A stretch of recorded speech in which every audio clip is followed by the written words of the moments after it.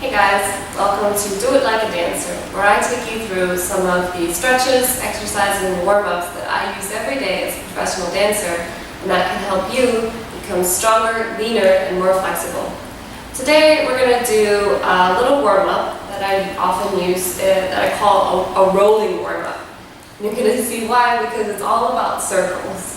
Now, it's a pretty quick warm-up, it's about 5 minutes long, but you can also use it as a general exercise, and it's especially good as an exercise for your waist up, for your torso. So it's going to actually, doing this warm-up is actually also going to work your obliques, your abs, your back, your shoulders. It's kind of a general torso warm-up, but we're also going to do a little bit with the legs, because of course, as a dancer, I need to use those. So this warm-up, again, it's pretty short, it's about 5 minutes long.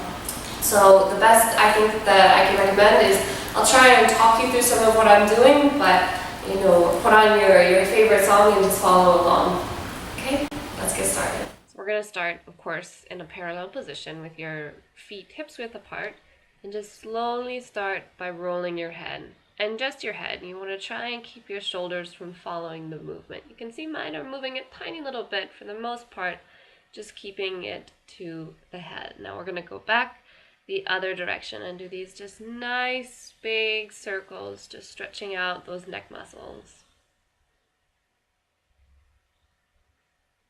Now the next time we start to go around in the circle, I'm going to let my shoulders ever so slightly follow the movement of my head. So this doesn't go past the middle of my back. So it's only the upper of my back and the shoulders that are starting to do this movement. So we're going the other direction now. When you go backwards, you don't want to go too far back. We're not doing a big high arch, just a little bit of a motion in the shoulders. Now, the next time we go in the round in the circle, we're just going to increase that just a little bit. So it's gonna the movement is going to move down to the middle of my back. You can check this as you see in the mirror in my reflection. You can see kind of where the movement reaches. So we're going to go the other direction and do a couple of big middle back circles here.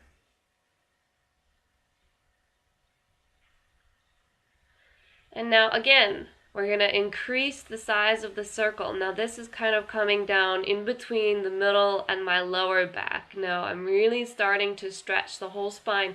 When you go to the back, even though my head is moving back, you want to check that you're not really trying to arch. The idea is to stretch and not to arch too much. And this is especially important for people with lower back issues like me. So I'm paying very close attention to this as I'm doing it.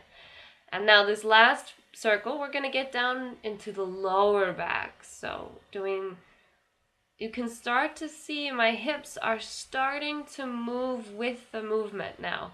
We're going to go the opposite directions. And so I'm starting to allow my hips to follow the movement of my torso.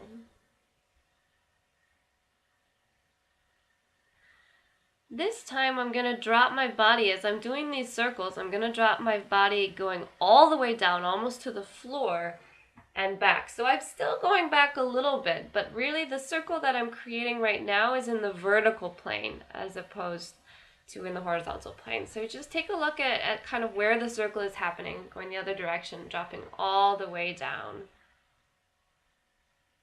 And this is really going to start to work our obliques. So we're going to do that a little more by widening the feet and adding the arms. So you're starting to circle the arms.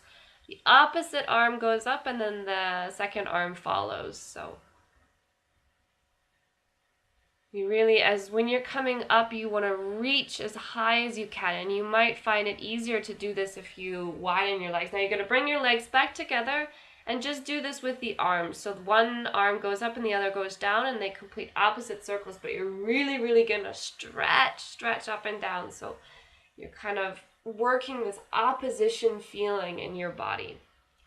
Now we're going to just kind of take this back into the body and do these nice, big, wide hip circles. So the idea is that my shoulders aren't really going anywhere, and it's my hips that's making the circles. So you kind of want to try and push your hips to the extent of your motion's range as possible. Kind of we call it in some contemporary the kinesphere. So you want to use your kinesphere. We're going to move this down from your hips into your feet.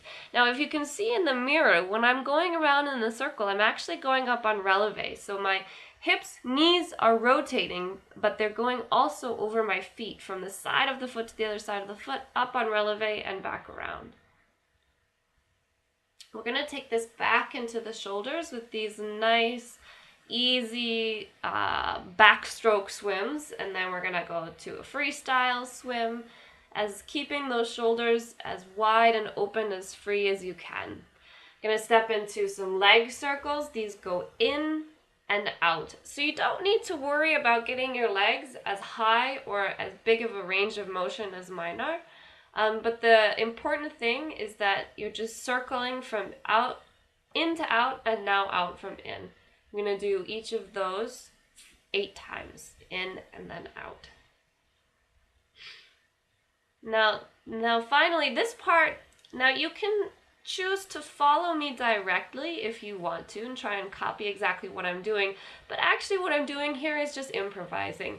What I'm taking is the idea of circles, and everything that I'm doing from the top of my body to the down is with the idea of a circle. So if you watch this a little closer, you're just gonna try and find all the different circles that I'm creating with my body.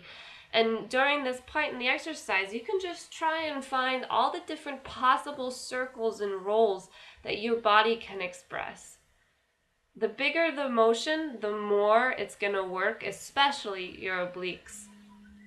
Now we're gonna kind of take a big ball and hug it, give it a big hug. So you wanna kind of bend your body as much as you can around it. And it's the same with this next movement that goes down and up. You're going to try and express, I said earlier, your kinesphere. You want to expand your kinesphere. Again, with these dives going the opposite direction, the energy is moving from the outside of your very tip of your fingers all the way down. So you're really pushing that kinesphere.